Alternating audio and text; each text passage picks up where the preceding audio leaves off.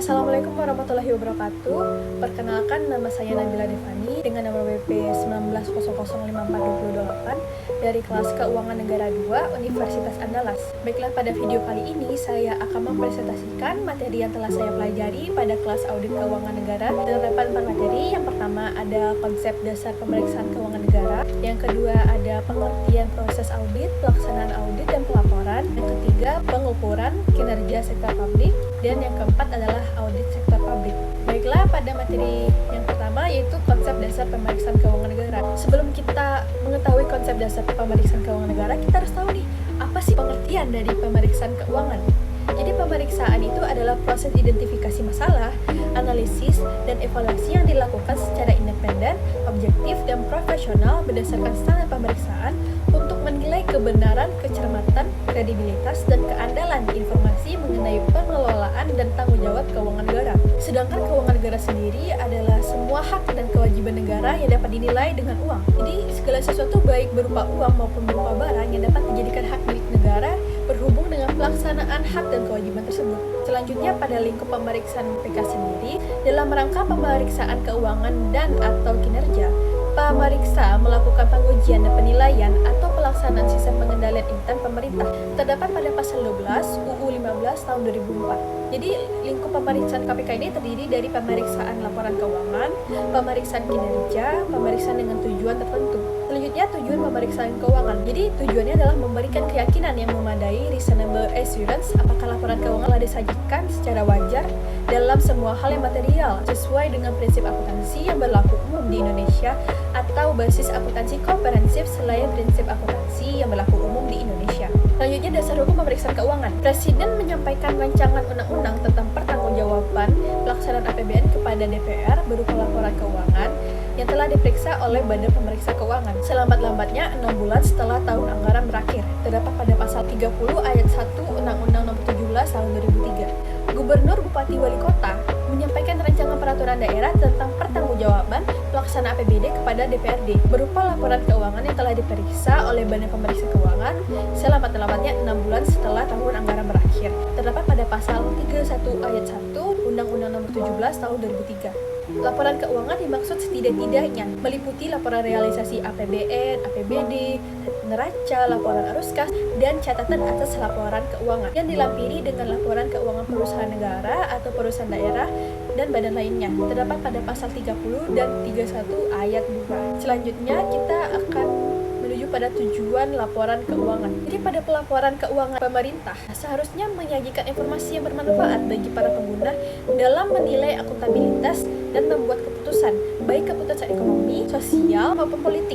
Dengan yang pertama, menyediakan informasi tentang sumber, alokasi, dan penggunaan sumber daya keuangan.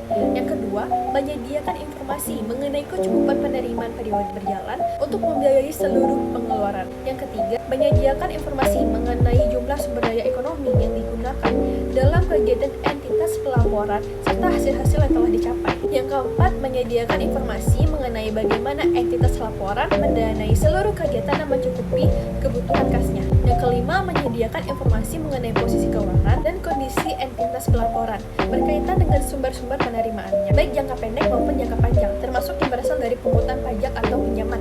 Dan yang terakhir, menyediakan informasi mengenai perubahan posisi keuangan entitas laporan, apakah mengalami kenaikan atau penurunan sebagai akibat kegiatan selama periode pelaporan. Selanjutnya adalah pengguna laporan keuangan. Jadi siapa aja sih pengguna laporan keuangan ini?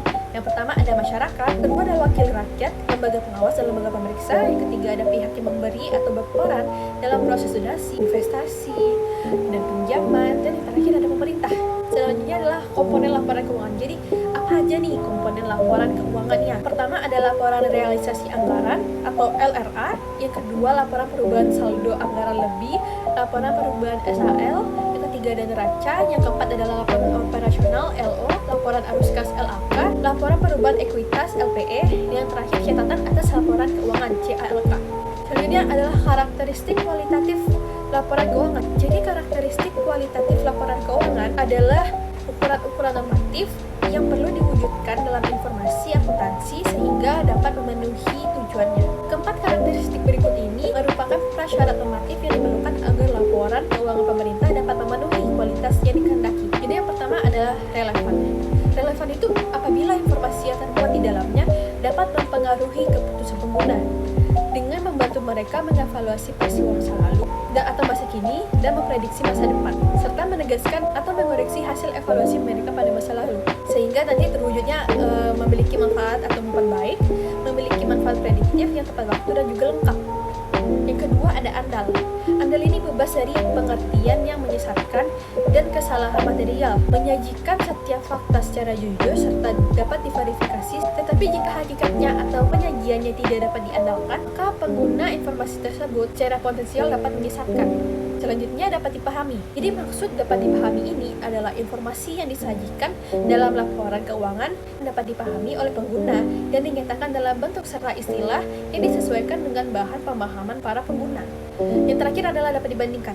Informasi yang termuat dalam laporan keuangan akan lebih berguna jika dapat dibandingkan dengan laporan keuangan periode sebelumnya atau laporan keuangan entitas pelaporan lain pada sebelumnya. Perbandingan dapat dilakukan secara internal dan eksternal. Selanjutnya, opini BPK yang pertama adalah WTP, wajar tanpa pengecualian, unqualified opinion. Laporan keuangan disajikan secara wajar dalam semua hal yang material, posisi keuangan, hasil usaha, dan arus kas sesuai dengan prinsip akuntansi yang berlaku umum. Bukti pemeriksaan cukup memadai sesuai standar, semua aspek standar umum SPKN telah dipenuhi, dan seluruh laporan keuangan lengkap disajikan. Selanjutnya ada wajar tanpa pengecualian dengan paragraf penjelasan. Jadi laporan keuangan disajikan secara wajar dalam semua hal yang material, posisi keuangan, hasil usaha, dan arus kas sesuai dengan prinsip akuntansi yang berlaku umum. Namun, tidak ada konsistensi dalam penerapan prinsip akuntansi berlaku umum pada masalah tertentu. Selanjutnya adalah wajar dengan pengecualian, qualified opinion. Jadi qualified opinion ini laporan keuangan menyajikan secara wajar dalam semua hal yang material, posisi keuangan, hasil usaha, dan arus kas sesuai dengan prinsip akuntansi yang berlaku umum, kecuali untuk dampak hal-hal yang dikecualikan. Selanjutnya adalah tidak wajar, adverse opinion. Jadi, adverse opinion ini adalah laporan keuangan yang tidak disajikan secara wajar posisi keuangan yang sesuai dengan prinsip akuntansi yang berlaku umum, adanya penyimpangan dari prinsip akuntansi umum material. Selanjutnya tidak memberikan pendapat, disclaimer opinion. Jadi disclaimer opinion ini laporan keuangan tidak dapat diyakini wajar atau tidak dalam semua hal yang material sesuai dengan standar akuntansi. Adanya pembatasan lingkup pemeriksaan yang menyebabkan pemeriksa tidak memperoleh bukti cukup memadai dalam pemeriksaan tersebut, dan juga going concern-nya belum pasti. Selanjutnya adalah tahapan pemeriksaan keuangan. Jadi tahap pemeriksaan ini ada perencanaan pemeriksaan, ada pelaksanaan pemeriksaan, dan pelaporan hasil pemeriksaan. Pada perencanaan pemeriksaan terdapat beberapa poin, yaitu pemahaman tujuan pemeriksa dan harapan penugasan, 2 pemenuhan kebutuhan pemeriksa, yang ketiga pemahaman atas entitas, keempat pemantauan tindak lanjut laporan hasil pemeriksa sebelumnya, kelima pemahaman sistem pengendalian intern, yang keenam pemahaman dari penilaian risiko, yang ketujuh penetapan materialitas awal dan kesalahan tertolerir, yang kedelapan penentuan metode uji petik, yang kesembilan pelaksanaan prosedur analitis awal, yang ke-10 penyusunan program pemeriksaan dan program kerja perorangan. Selanjutnya pada pelaksanaan pemerintah terdapat beberapa poin. Yang pertama, pelaksanaan pengujian analitis secara perinci, yang kedua pengujian sistem pengendalian intern, yang ketiga pengujian substantif atas transaksi dan saldo akun, yang keempat penyelesaian penugasan, review kewajiban kontingensi, review kontrak jangka panjang, identifikasi kejadian setelah tanggal neraca.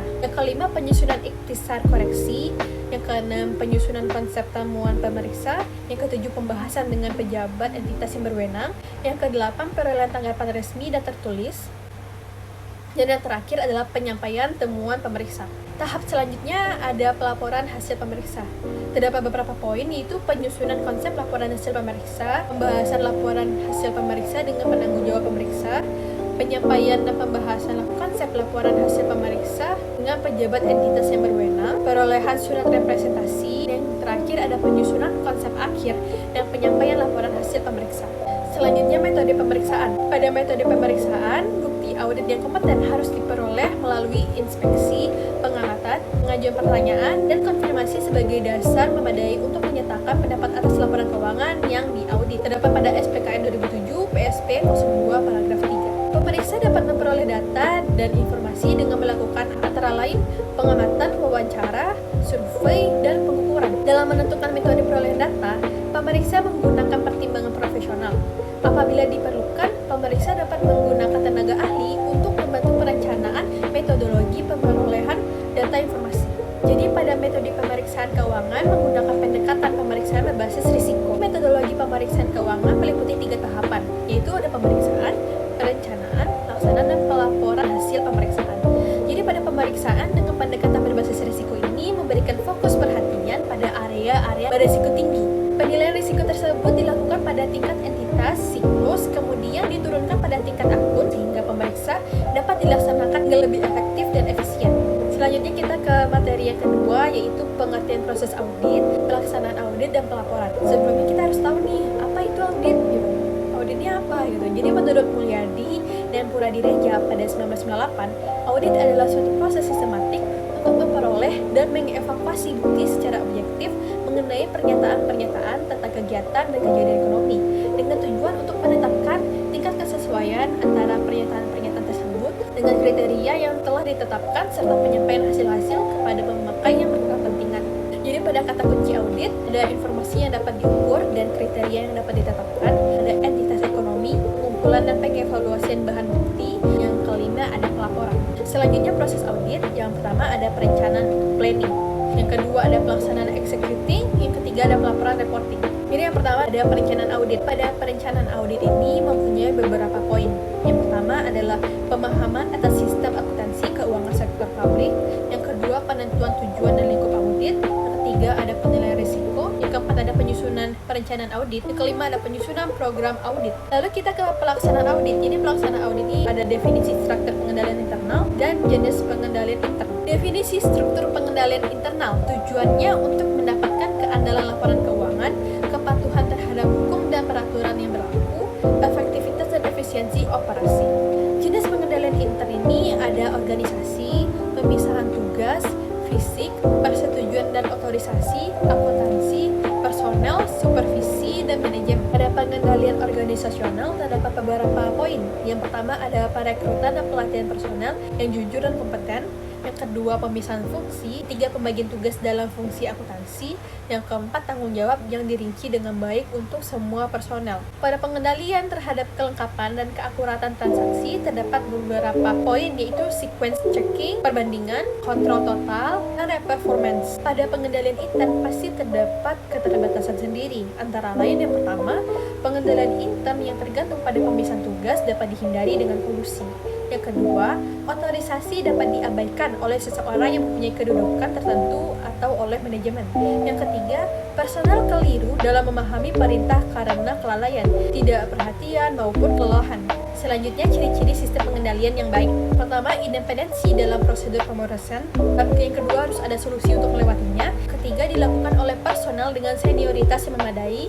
Yang keempat, dilakukan secara tepat waktu. Selanjutnya, terdapat unsur struktur pengendalian internal. Yang pertama adalah lingkungan pengendalian, yang kedua penaksiran risiko, yang ketiga informasi dan komunikasi, yang keempat aktivitas pengendalian, dan yang kelima pemantauan. Pada lingkungan pengendalian sendiri terdapat beberapa faktor yang memengaruhi lingkungan itu.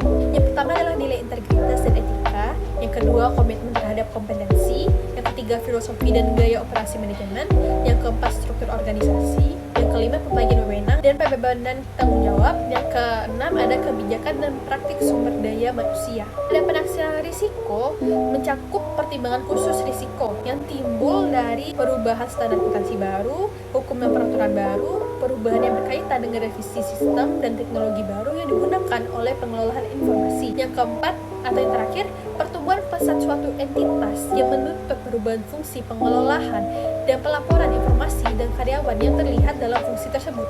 Sistem akuntansi yang efektif dapat memberikan keyakinan apabila yang pertama sah, yang kedua telah diotorisasi, yang ketiga telah dicatat, yang keempat telah dinilai secara wajar, yang kelima telah digolongkan secara wajar, yang keenam telah dicatat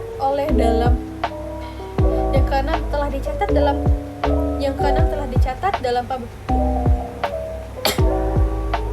Sistem akuntansi yang efektif dapat memberikan keyakinan apabila yang pertama sah, yang kedua telah diotorisasi, yang ketiga telah dicatat, yang keempat telah dinilai secara wajar, yang kelima telah digolongkan secara wajar, yang keenam telah dicatat dalam periode yang seharusnya, yang ketujuh telah dimasukkan ke dalam buku pembantu yang telah diringkas dengan benar.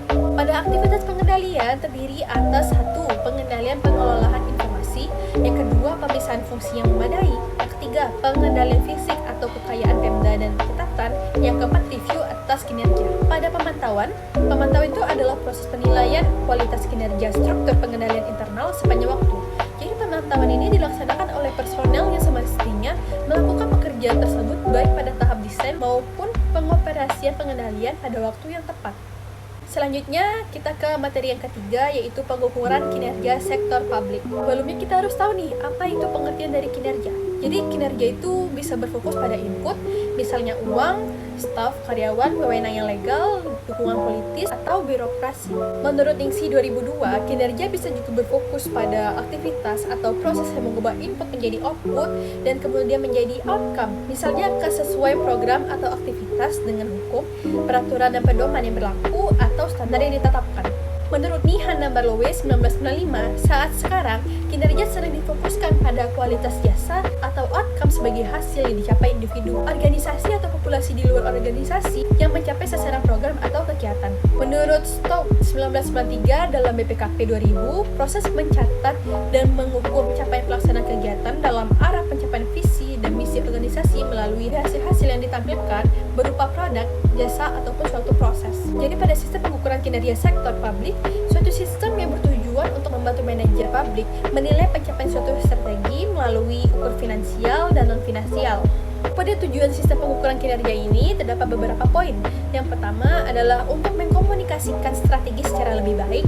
Yang kedua, untuk mengukur kinerja finansial dan non-finansial secara berimbang sehingga ditelusuri perkembangan pencapaian. Yang ketiga, untuk mengakomodasi pemahaman kepentingan manajer level menengah dan bawah serta memotivasi untuk mencapai goal contours. Yang keempat, sebagai alat untuk mencapai kepuasan berdasarkan pendekatan individual dan kemampuan kolektif yang rasional. Manfaat pengukuran kinerja ini ada beberapa poin, yaitu yang pertama, memberi pemahaman mengenai ukuran yang digunakan untuk menilai kinerja manajemen.